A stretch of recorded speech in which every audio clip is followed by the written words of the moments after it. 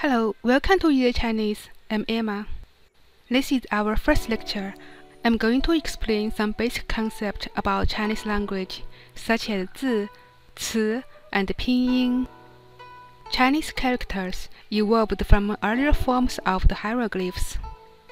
You can see some hieroglyphs at the bottom of the screen. Today, in modern Chinese, you can still find some Chinese characters look a lot like their Asian ancestors. Next, I'm going to show you some examples. This is the sun. The symbol at the middle is a 甲骨文. 甲骨文 in English is oracle bone script.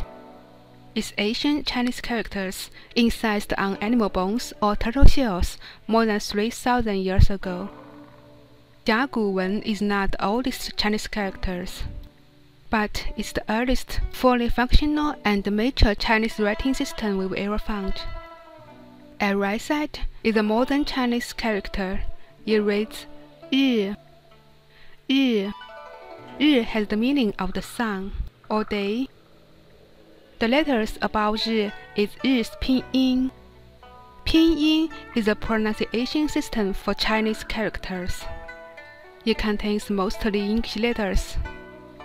Let's take a close look at 日's pinyin. It has two letters. The left one is R. R in pinyin reads 日. 日. It's similar as R in English word room. Letter I reads 一. 一. But in this case, I doesn't have any sound. It's used to extend the sound of the 日. So RI reads 日. 日. You may already notice the dot on top of the I were replaced by a tongue mark. There are totally 4 tongues in pinyin. From first tongue to fourth tongue, the RI reads 日. 日. 日. 日. 日. 日. 日.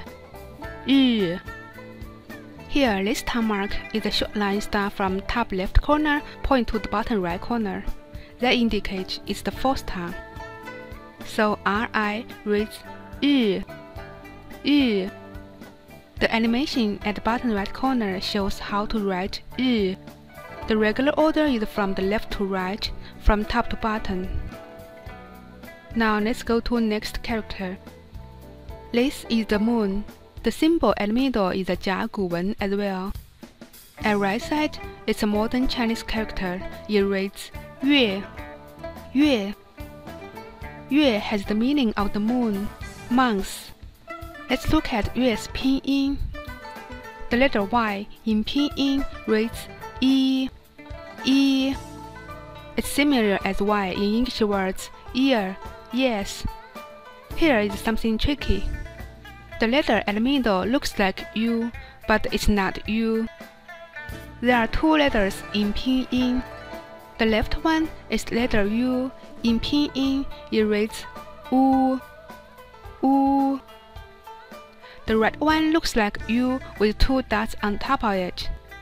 In pinyin, it reads Yu. Yu. In this case, the letter at the middle is not U. It is Yu without 2 dots. You may ask, then how can I know it's a U or it's a Yu without 2 dots? The answer is, whenever this letter shows right behind the letter Y, it's always the Yu without 2 dots. So it's always Yu, not U. Now let's go back to 月's pinyin. The letter E reads A. A. Let's put those 3 letters together. Let them sound like whole. Start from E, end at A. E, U, A. 月. 月. From first tongue to fourth tongue, 月 reads 月. 月. 月. 月. 月. 月. 月. 月. This tongue mark is a short line start from top left corner point to the bottom right corner. It's same as the tongue of the last character, 日. It's the fourth tongue too, So this character reads 月, 月. 月 has the meaning of the moon or month. Now imagine if you live in thousands years ago. What's the brightest thing you can see in the daytime? It's the sun. What's the brightest thing you can see at night? It's the moon. So if we put the sun and the moon together, what are we going to get? This character, 明, contains both 日 and 月. You may already know its meaning. It's bright. From bright, it extends to other meanings, like brilliant, distinct, understand. But its original meaning is bright. Now let's look at Ming's pinyin. M in pinyin reads m. M. It's similar as M in English word moon. Ing as a whole reads ing. Ing. It's similar as their English words exciting, morning. Put them together, mo ing, ming, ming. From first tongue to fourth tongue, it reads ming, ming, ming, ming, ming, ming, ming, ming. This tongue mark is different from other two characters. It's a short line start from bottom left corner point to the top right corner. That indicates it's a second tongue. So this character reads ming, ming. I didn't create animation to show how to write ming, because you already know the basic rule. It's from left to right, and you already know how to write 日 and 月. Just write 日 first, then write 月. We already learned 3 Chinese characters. There's one question may rise. How many characters are totally in Chinese? The answer is there are tens of thousands. But luckily, there are only 3,000 to 4,000 are needed in daily life.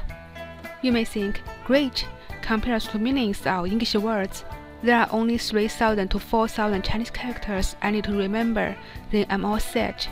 That sounds not hard at all. That's actually not the case. You may already noticed the stuff you learned, 日, 月, 明, we call them characters instead of the words. Although they all have their own meanings, they are just characters. Why is that? There are many reasons. But the most important one is about the pronunciation of the Chinese characters. The 3 characters, they all have different pronunciation, but they have one thing in common. They only have one sound, one syllable. All Chinese characters are monosyllabic. So how many syllables are there in Chinese? There are only about 1,200 possible syllables in modern Chinese. That's even including 4 different tongues. If we ignore tongues, there are only 400 syllables in modern Chinese. So 3,000 to 4,000 Chinese characters versus 1,200 syllables. What does that mean? That means almost every Chinese character has more than one homophones. In some extreme cases, there are 6 or 7 common used Chinese characters share exactly the same pronunciation. So many homophones cause a lot of trouble in oral Chinese. So how can we solve this problem?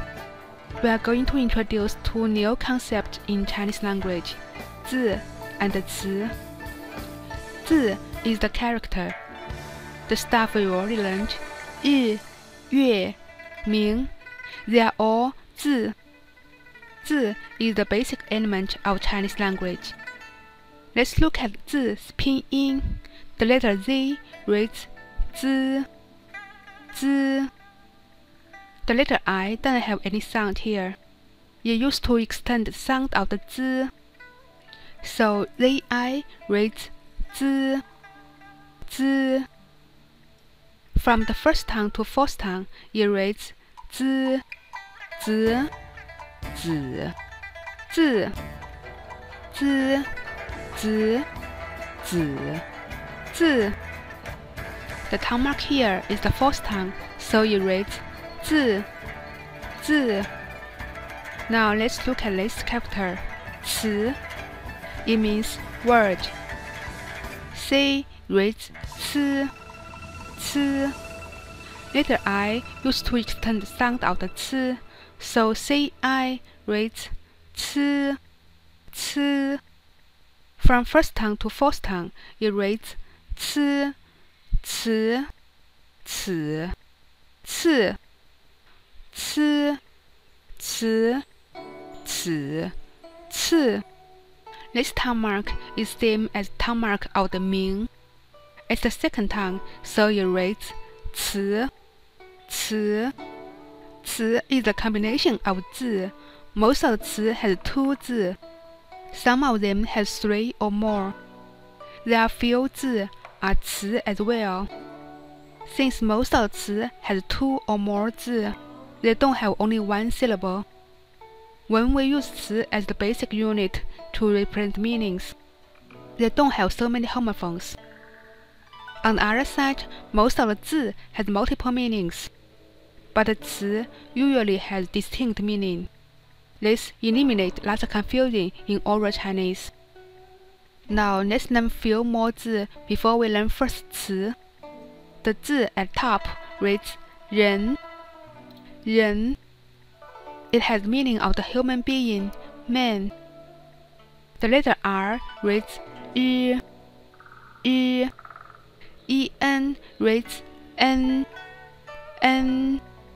日恩, 人, 人.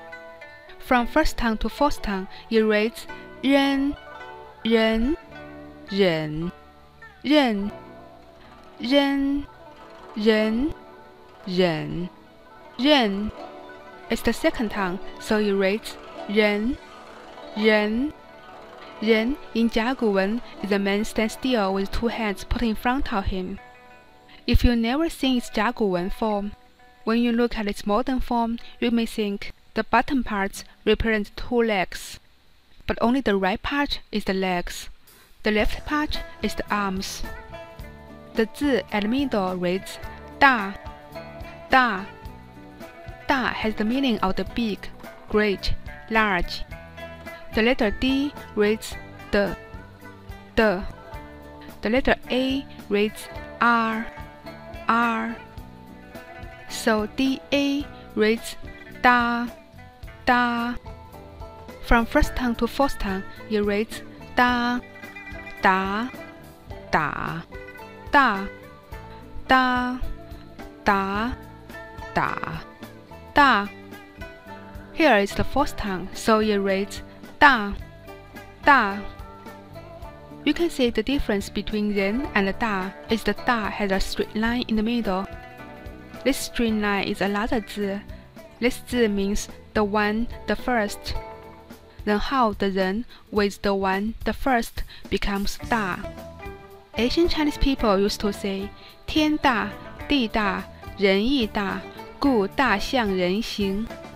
That means the sky is great, the earth is great, the human being is great, so the great looks like human being. The last 字 reads 天, 天. 天 has the meaning of the sky, heaven, or day. The letter T reads 特, 特. I reads 一, 一. An reads an, an. So 特一安, 天, 天. From first tongue to fourth tongue, it reads 天, 田, 田, 天, 天, 田, 田, 天. The tongue mark here is a straight line from left side point directly to the right side. It's the first tongue, so it reads 天, 天. In 甲骨文's 天, this square is not a head. That shows the stuff, the thing above the human. That's the sky. In the modern form, you can see the difference between 天 and the 大, as the 天 has another straight line on the top. That means 天 is bigger than big itself, greater than great itself. Now let's look at our first 词. 明 we already learned it has meaning of the bright. 天 here we use the meaning of the day. So 明天 means bright day. That doesn't mean sunny day. It actually means tomorrow. It shows the good wish for the tomorrow. And we already learned 日 has the meaning of day too. So 明日 means tomorrow as well. The differences between 明天 and 明日 is the 明天 usually used in oral Chinese.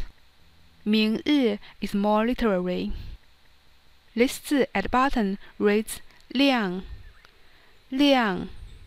The letter L reads L L. I reads E E. ANG reads ang ang. L E ang 亮 亮. From first tongue to fourth tongue, it reads 亮 亮 亮 亮 亮 亮 亮 亮. Here is the fourth tongue, so it reads 亮 亮. 亮 has the meaning of the bright and the extended meaning of the loud and clear. We already learned 明 has the meaning of the bright, but it's a 字. You can't use it alone to represent the meaning of the bright. So when we want to say bright, we put 明 and 亮 together, make a 词 明亮. This 词 means bright. Those two examples shows two common use methods to make a 词. In 明天, 明 is an adjective. It used to describe 天. But in 明亮, 明 and 亮 both means bright. The 词 it made means bright too.